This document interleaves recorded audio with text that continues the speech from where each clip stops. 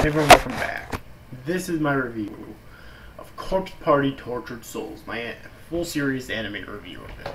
In case you weren't aware, this morning I did episodic reviews of the series, which I don't usually do for older series, but this is October, it's the month of Halloween, so I decided to do anyways. Plus it's really short, just 4 episode OVAs. And this is my review of the series as a whole.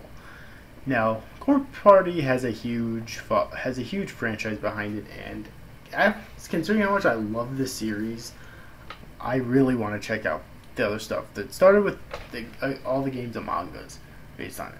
It started with the game released in 1996, and then there was a game called Corpse Party Blood Covered released March 8th of 2008, and has yet supposed to be released this year in North America, but it hasn't been yet, apparently. Then there's Corpse Party Blood Covered, Repeated Fear, released in February 9th, 2012 in Japan, and Nepal, apparently, August 14th, 2014. North America was 2011.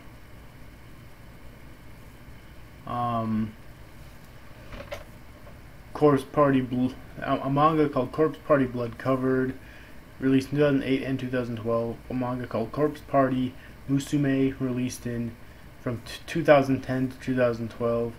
A game called Corpse Party Book of Shadows, released in 2011, 2013, 2011 and 2013 in different countries. A manga called Corpse Party Another Child, released from 2011 to 2013, and a manga called Corpse Party Book of Shadows, released from 2012 to 2014. And a game called Corpse Party The Anthology, Sachiko no Renai Yuki Hysterica Birthday to You, released in 2012. A original video animation called Corpse Party Missing Footage, released in 2012, which I have not watched. It's not going to be about that. I've heard that you need to actually watch or play some of the games and or read some of the mangas in order to understand this. So, yeah. Corpse Party, a game called Corpse Party 2 Dead Patient, released in 2013 in Japan. And finally, a game called Corpse Party Blood Drive, released in 2014 in Japan and 2014 in North America, supposedly, but I guess it doesn't really have a date here yet, though. But the OVA we're talking about today is Corpse Party Tortured Souls, which was released July 24th, 2013, and has a total of 4 OVA episodes. It was directed by Akira Iwanaga, and it's by Studio Asread. Okay. So what's this series about? Well, there are some confusing points about it, so it's probably best to check out some of the source material after watching it, or maybe before watching if you prefer, whatever. But I'm definitely going to have to later on, especially the mangas and the games as well. But this series basically centers around this group of like 8 friends, or it's technically 7 friends. However, one of the main guys' sister joins them, as well as their teacher. So technically 9 people in total who end up being killed off slowly here. Okay, and in terms of the 7 friends, one of the friends is apparently moving away, so they take like this charm and rip it apart, hoping that'll allow them to always be friends. Okay, however, when they rip it apart, apparently something goes horribly wrong and the roof caves in and they wake up completely separated from each other. And they find out later on that they're in a different dimension of the same school, and it does get really confusing here. Okay, so I'm going to try to cut the bullshit here and just explain to you how I felt about it. I love this fucking series. I really did.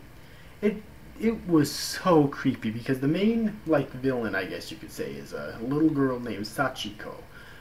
At the same school that they would go to years ago, the headmaster of the school tried to rape Sachiko's mother, but he ended up accidentally pushing her out down the stairs and killing her via her neck breaking. And Sachiko witnessed that, so the headmaster reluctantly ended up strangling her to death. And because of that, she haunts this school. Okay, and she's been killing off the main characters slowly one by one. Okay, and there's actually a backstory that when she started haunting the school, she actually kidnapped children and cut their tongues out, ripped their eyes out, and just flat out killed them after that. Okay. And so they haunt the school as well, and in order for them to pass on, they needed to get their tongues, but not only get their tongues back, but also make Sachiko basically repent for what she did. Okay. And that's the basic gist of this series, and it was really good. Okay. My only major complaint about the series was that the animation kind of sucked. I'm not gonna lie. It really did, okay? The animation was really bad for the most part, and it definitely did not do the series justice at all. I really wish the animation was a lot better, but I love the art. I love the music. Whenever there wasn't always music in every single scene, but whenever there was music, it fit so well. The ambience and overall tone of it fit so well. However, when there wasn't music, it also fit very well because the ambience of it was just so good. Like, the ambience it created was just so fucking good. Oh my god. The music is so good, and the opening and the ending are really good as well. Although I think that the opening and ending songs are a bit too cheerful for the source material, but, you know.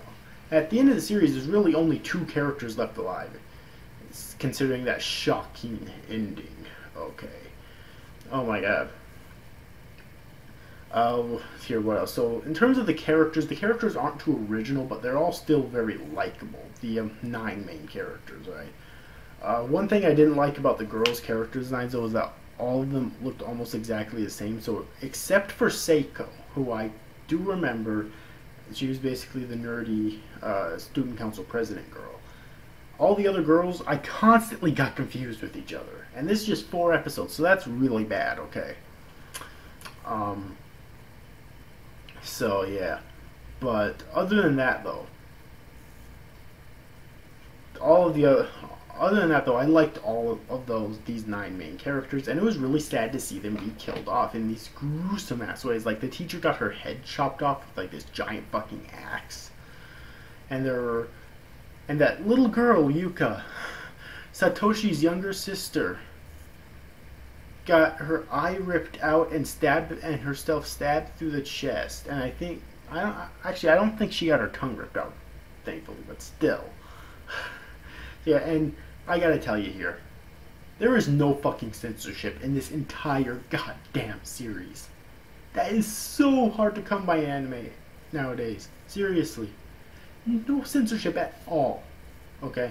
Like, there are times when there is stuff going on off screen, but I think that's more effective in those specific times because it really makes you wonder exactly what's going on. Sometimes that's creepier than actually seeing it, but there's still a lot of blood, gore, and violence. They actually show on screen. They actually show tongues getting cut off, eyes getting gouged out, like intestines on the floor, people stepping on the intestines on the floor and hearing and watching them get squished.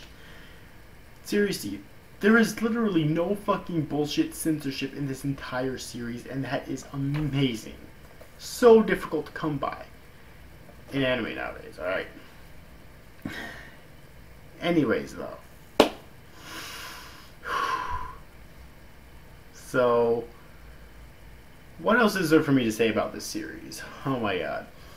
The ending was very shocking. If you don't like shocking twist endings like that, where Satoshi basically died in order to save the lives of the last 2 girls, then you're probably not gonna like this series just simply for that. But it is only 4 episodes long. It only wastes a couple hours of your time, anyways. You know. So I personally definitely recommend this series. I thought it was amazing.